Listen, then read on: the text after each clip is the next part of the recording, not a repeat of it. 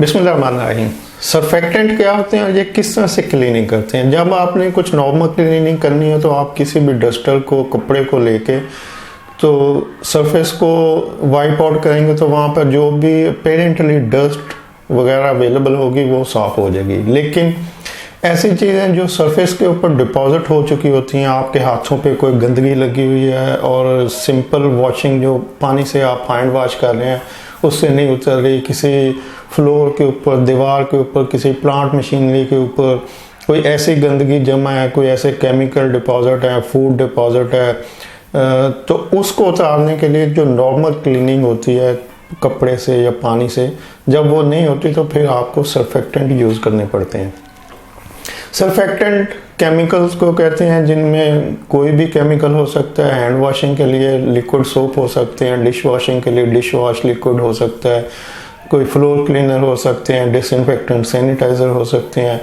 ये सब सर्फेक्टेंट की कैटेगरीज हैं डिफरेंट टाइप की। Surfactant basically surface active agent से निकला है कि हर वो चीज़ जो सरफेस के ऊपर कोई डिपॉजिट को डिज़ोल्व करना शुरू कर दे, उसको क्लीनिंग में सहूलत दे, उसको सर्फेक्टेंट कहते हैं, यानी कि surface active agent.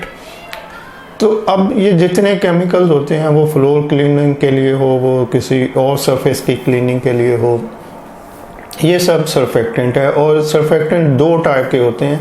Number 1 foaming surfactant होते हैं और नंबर 2 नॉन फोमिंग सर्फेक्टेंट होते हैं। जिस जगह पानी की वाफर मकदार आप यूज़ कर सकते हैं वहाँ पे आप फोमिंग सर्फेक्टेंट यूज़ करते हैं। जैसे कि फ्लोर क्लीनिंग के लिए ड्रेन्स अवेलेबल होती हैं, आप फ्लोर को जो फोमिंग सर्फेक्टेंट होते हैं उससे वॉश करते हैं और पानी से रिंस करके पानी ड्रेन आउट कर देते हैं। लेकिन कुछ ऐसी जगह होती हैं जहाँ पे आप पानी या तो इस्तेमाल नहीं कर सकते या कम से कम इस्तेमाल करते हैं, तो ऐसी जगहों पे फिर नॉन फोमिंग सर्फेक्टेंट यूज़ होते हैं जो सिमिलर एक्टिविटी करते हैं जो कि फोमिंग सर्फेक्टेंट कर रहे होते हैं, लेकिन उनको रिंस करने के लिए आपको थोड़े से पानी की ज़रूरत पड़ती है और सम टाइम पानी की ज़रूरत नहीं पड़ती।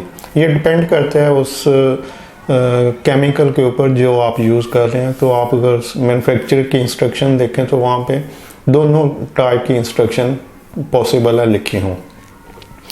तो इस तरह से आप सर्फेक्टेंट कोई भी जो डेब्रीज होंगी, कोई भी जो डिपॉजिट हुआ होता है किसी भी सरफेस पे, उसको डिज़ोल्व करने के लिए यूज़ कर रहे होते हैं। अगर आप केमिकल को यूज़ नहीं करते तो फिर आप एक नॉर्मल क्लीनिंग तो कर सकते हैं कि लेकिन जो चीज़ें डिपॉजिट हो चुकी होती हैं, जम चुकी होती हैं, सॉलिड हो चुकी होती हैं, उनको क्लीन करने के लिए आपको किसी भी केमिकल यानी कि सर्फेक्टेंट की ज़रूरत पड़ती है। और सर्फेक्टेंट होते हैं सरफेस एक्टिव एजेंट।